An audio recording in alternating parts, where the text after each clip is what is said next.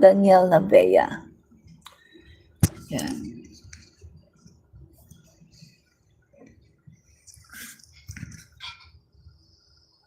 Yan. So, same routine. Tayo po ay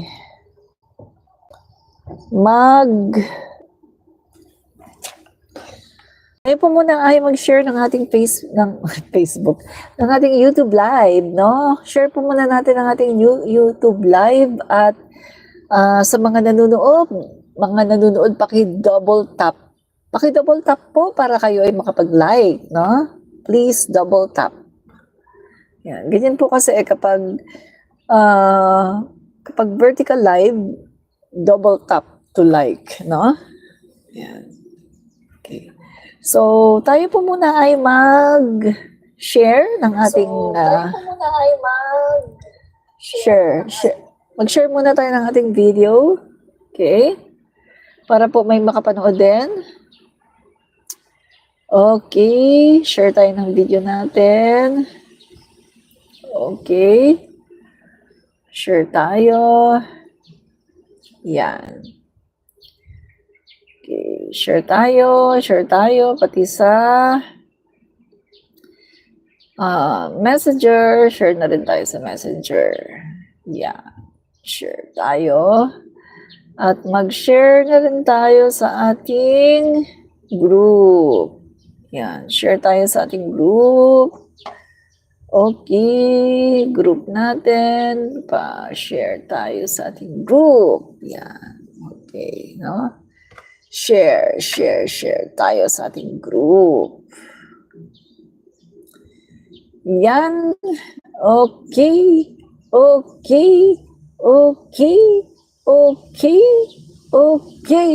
Yan. Ano latest na balita sa impeachment ni VP? Yan. Okay, yan. Pag-uusapan po natin, no? Yan, tungkol po sa balita, no? Tungkol po sa impeachment ni Vice President. Parang ayoko na nga siyang tawagin Vice President eh. Parang hindi naman siya, hindi naman siya Vice President eh, di ba?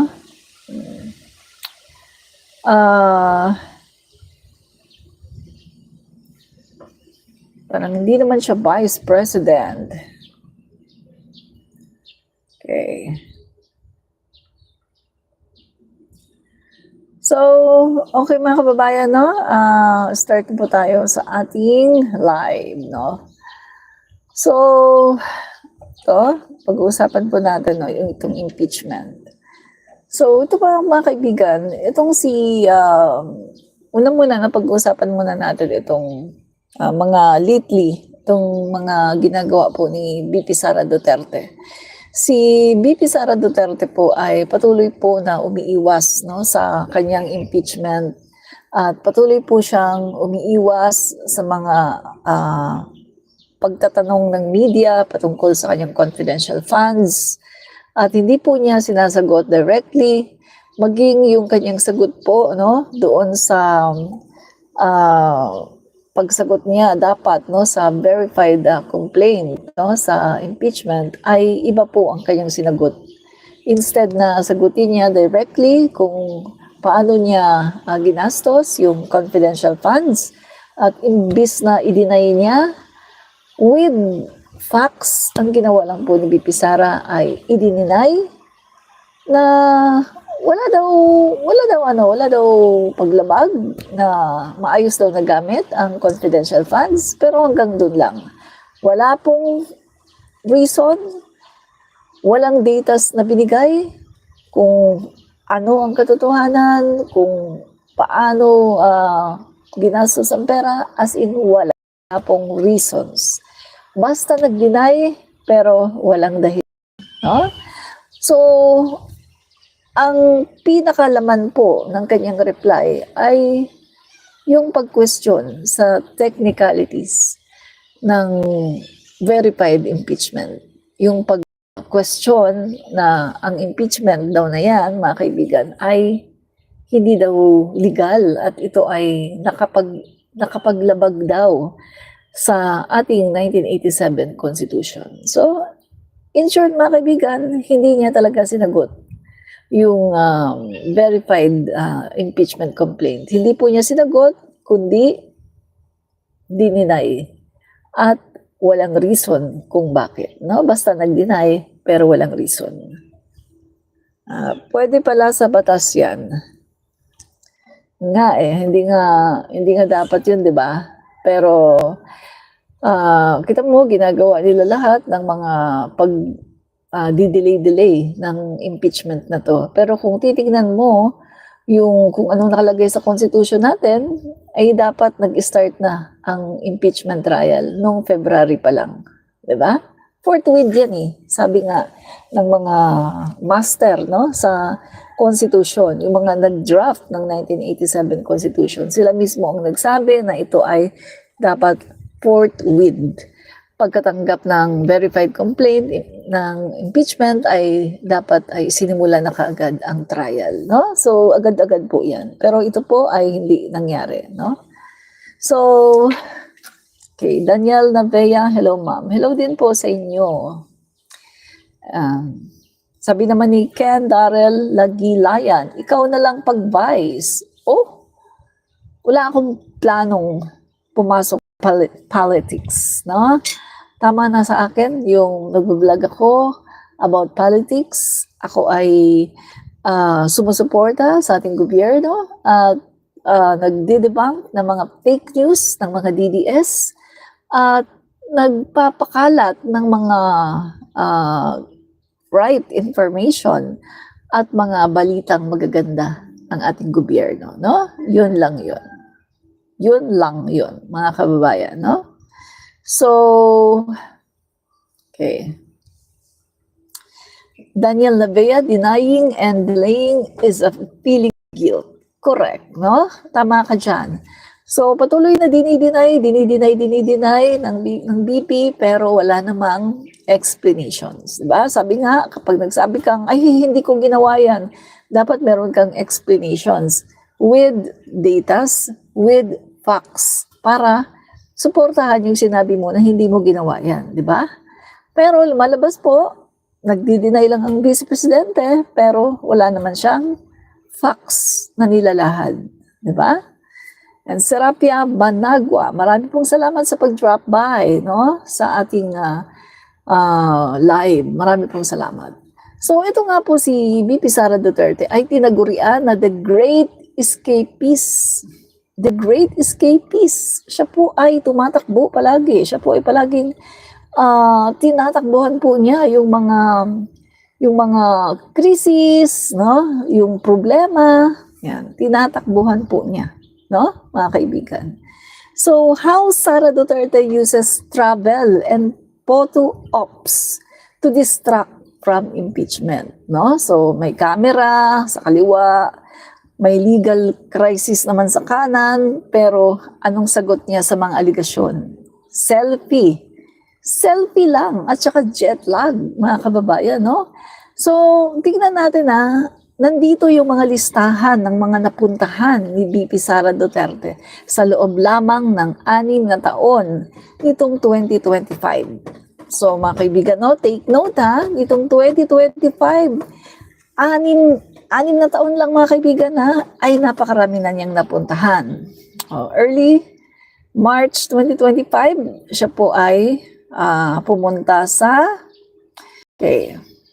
unang sabak niya ng pag-escape, no, mga kaibigan, no, habang umiinit ang issue tungkol sa kanyang posibleng impeachment. Si VP Sara ay tumakas papuntang Hong Kong.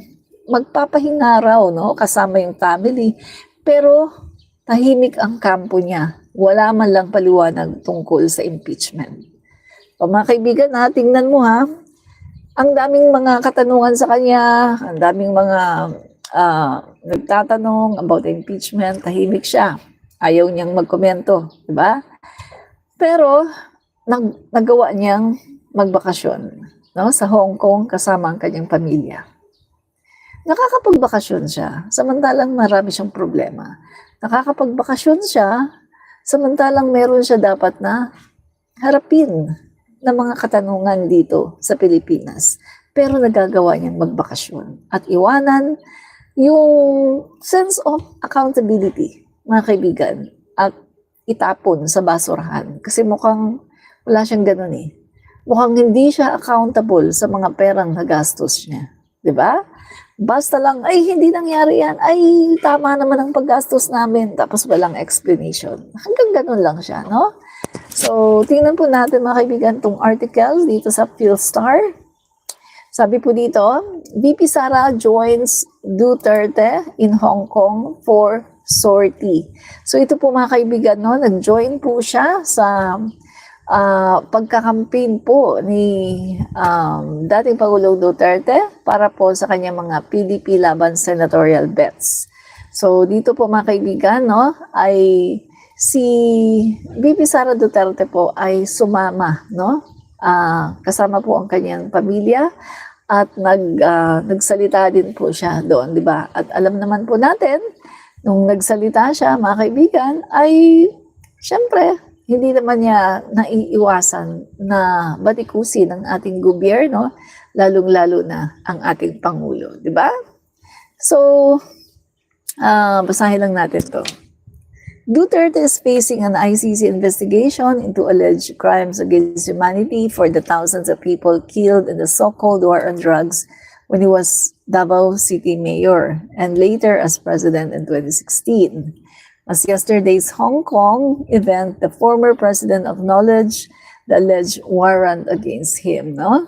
So, ito yung pumunta sila sa Hong Kong, mga kaibigan, no? So, iyan, sabi dito mga kaibigan, he then joked with the crowd asking them to contribute money to build a monument of him beside the national hero Jose Rizal when he gets out of jail. Yan, no? So, yan po ang kanyang sinabi, no? So, si VP Sara Duterte ay nandito din po at siya rin po ay nagsalita dito sa sortie na ito, no? Sa mga senatorial bet ni dating Pangulong Duterte. So, ano po ang ibig po sabihin nito? Wala siyang accountability. Siya po ay nag-escape patungo sa ibang bansa para maiwasan niya ang mga katanungan sa kanya, no? So, pangalawa mga kaibigan, saan siya pumunta, no? Saan pumunta si VP Sara Duterte pagkatapos sa Hong Kong? Okay, tingnan natin na. Pero bago natin puntahan yung pangalawa niyang pinuntahan, ay tingnan po muna natin yung speech niya habang siya ay nasa Hong Kong.